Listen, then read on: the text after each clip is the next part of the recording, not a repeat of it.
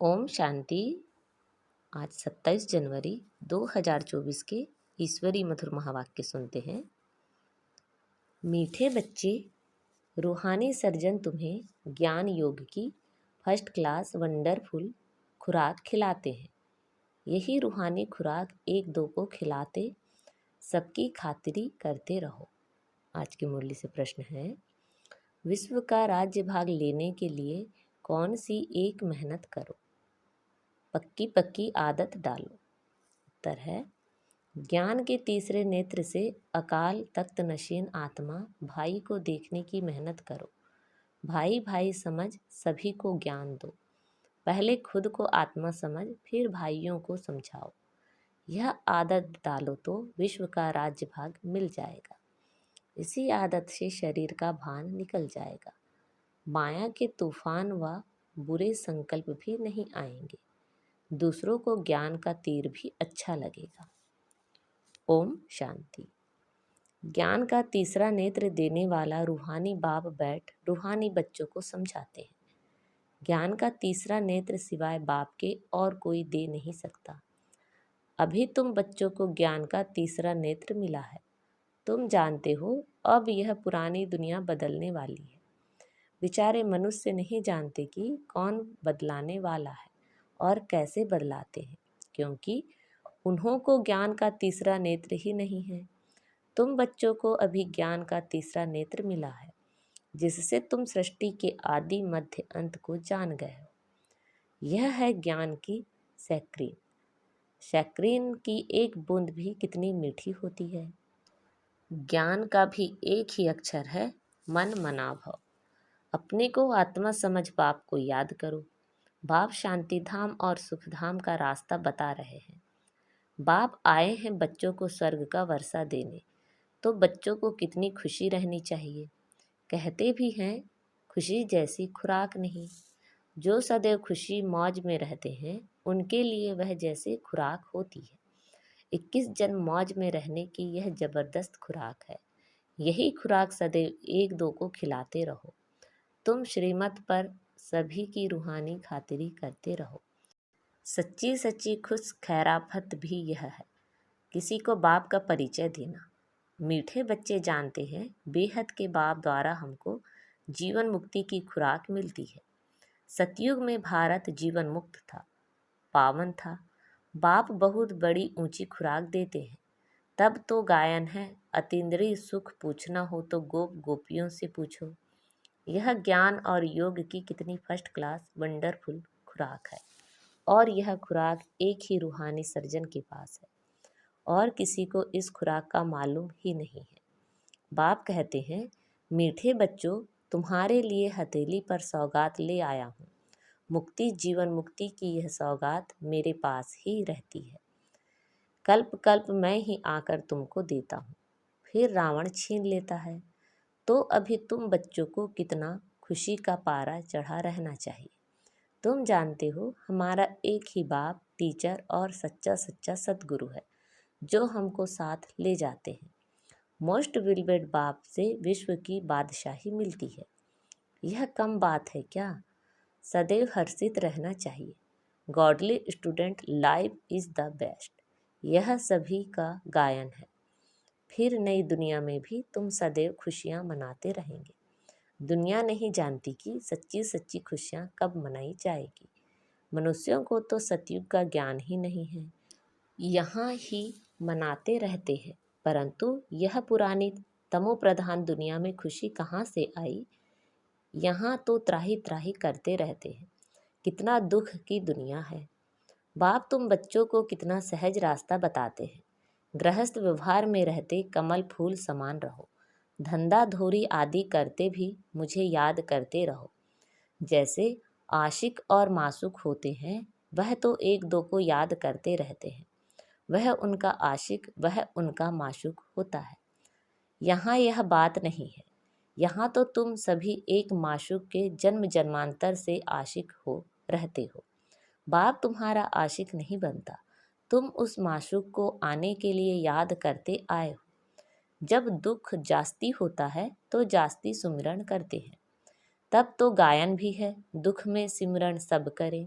सुख में करे ना कोई। इस समय बाप भी सर्वशक्तिमान है, दिन प्रतिदिन माया भी सर्वशक्तिमान तमो प्रधान होती जाती है। इसलिए अब बाप कहते हैं, मीठे बच्चे देही अभिमानी बनो, अपने को आत्मा समझ मुझ बाप को याद करो और साथ साथ दैवी गुण भी धारण करो, तो तुम ऐसे लक्ष्मी नारायण बन जाएंगे। इस पढ़ाई में मुख्य बात है ही याद की। ऊंचते ऊंच बाप को बहुत प्यार स्नेह से याद करना चाहिए। वह बाप ही नई दुनिया स्थापन करने वाला है। बाप कहते हैं, मैं आया हूँ तुम बच्चों को विश्व का मालिक बनाने, इसलिए अब मुझे याद करो तो तुम्हारे अनेक जन्मों के पाप कट जाएं। पतित पावन बाप को ही बुलाते हैं ना। अब बाप आए हैं तो जरूर पावन बनना पड़े। बाप दुख हरता सुख करता है। बरोबर सतयुग में पावन दुनिया थी तो सभी सुखी थे। अब बाप फिर से कहते हैं, बच्चे शांति धाम और सुख धाम को याद करते रहो। अभी है संगम युग, खिवैया तुमको इस पार से उस पार ले जाते हैं। नैया कोई एक नहीं, सारी दुनिया जैसे एक बड़ा जहाज है, उनको पार ले जाते हैं। तुम मीठे बच्चों को कितनी खुशियाँ होनी चाहिए। तुम्हारे लिए तो सदैव खुशी ही खुशी है। बेहद का बाप हमको पढ़ा रहे हैं। वाह, यह तो कब ना सुना ना पढ़ा। भगवान नु आज मैं तुमको राजयोग सिखाता हूँ। तुम रूहानी बच्चों को राजयोग सिखा रहा हूँ तो पूरी रीति सीखना चाहिए, धारणा करनी चाहिए, पूरी रीति पढ़ना चाहिए। पढ़ाई में नंबरवार तो सदैव होते ही हैं। अपने को देखना चाहिए, मैं उत्तम हूँ, मध्यम हूँ व कनिष्ठ हूँ। बाप कहते हैं, अपने को देखो, मैं उच्च पद पाने लायक हूँ, रूहानी सर्विस करता हूँ। क्योंकि बाप कहते हैं, बच्चे सर्विसेबल बनो, फॉलो करो। मैं आया ही हूँ सर्विस के लिए, रोज सर्विस करता हूँ, इसलिए ही यह रथ लिया है।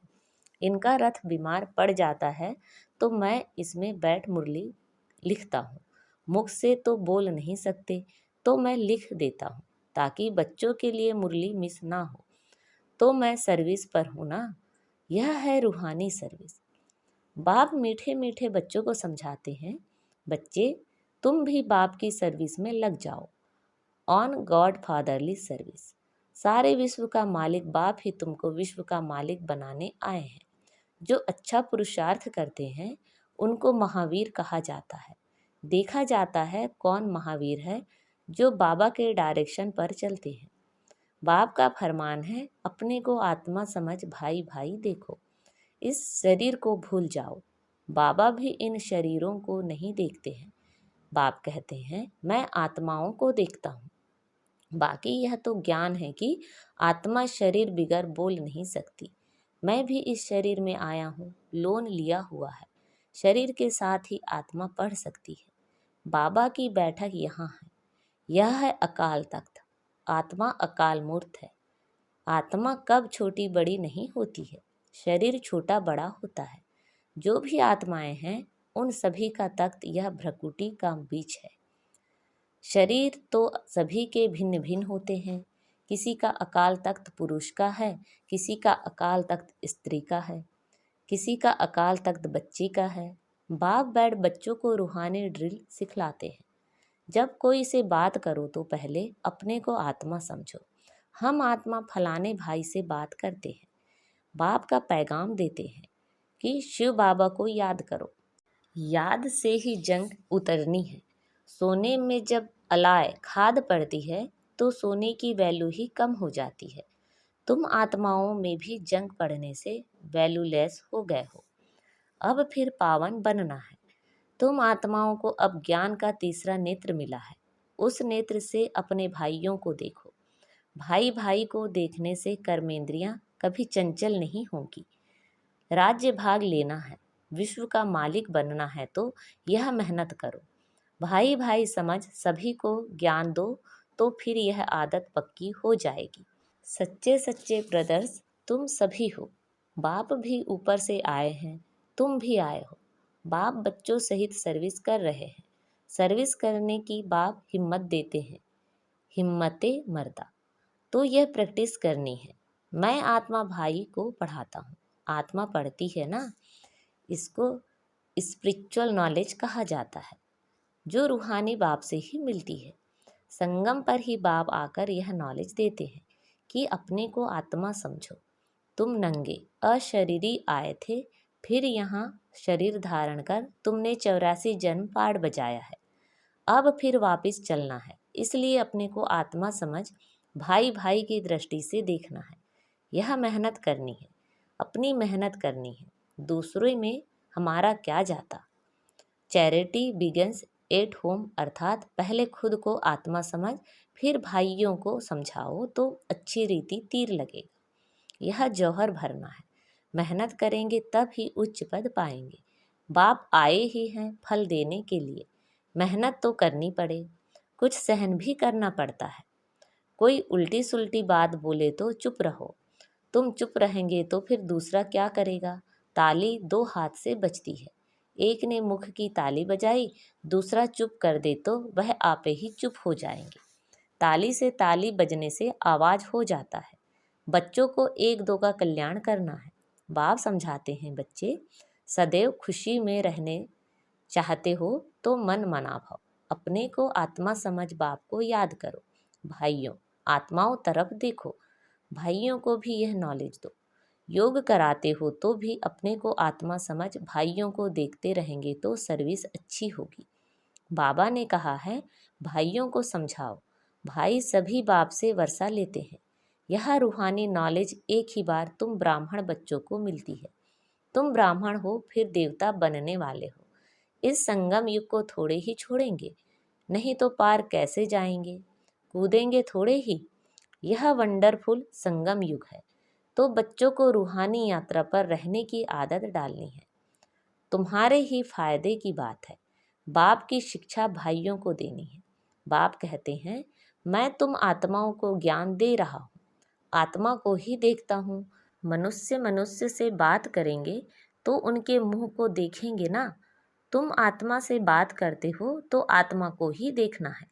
भल शरीर द्वारा ज्ञान देते हो, परंतु इसमें शरीर का भान तोड़ना होता है। तुम्हारी आत्मा समझती है, परमात्मा बाप हमको ज्ञान दे रहे हैं। बाप ही कहते हैं, आत्माओं को देखता हूँ। आत्माएं भी कहती हैं, हम परमात्मा बाप को देख रहे हैं, उनसे नॉलेज ले रहे हैं।